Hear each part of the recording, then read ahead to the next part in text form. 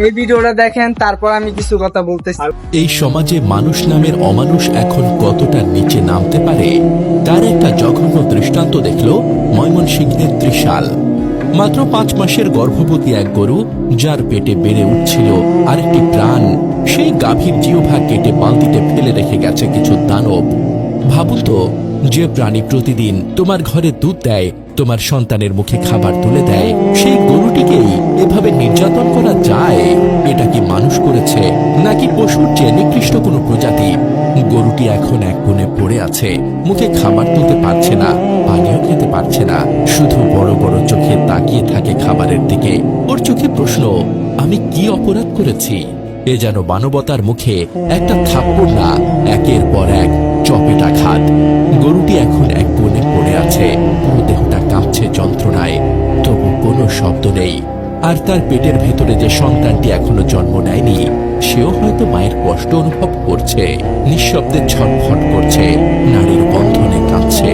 ওরা কেউ কথা বলতে পারে না, তাই আর্তনাদও নেই, চিৎকারও নেই, শুধু আছে নীরব কষ্ট, নীরব কান্না, আর মানবতার ওপর এক অসহনীয় অভিশাপ।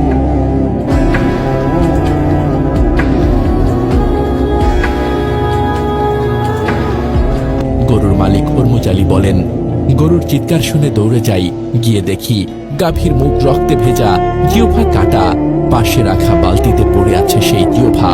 আল্লাহর কসম, এমন দৃশ্য কোনো মানুষ সহ্য করতে পারবে না।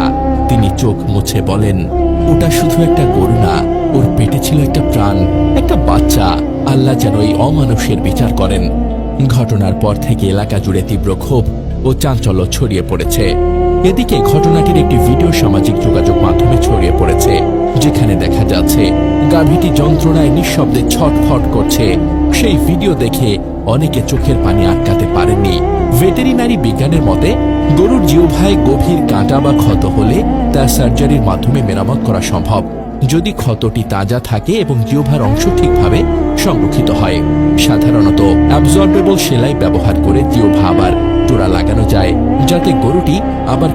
মানুষ কত খারাপ হয়, এই ভিডিওটা না দেখলে জীবনও বুঝতাম না। আর এই ভিডিওটা কেমন হয়েছে অবশ্যই কমেন্ট করে জানাবেন।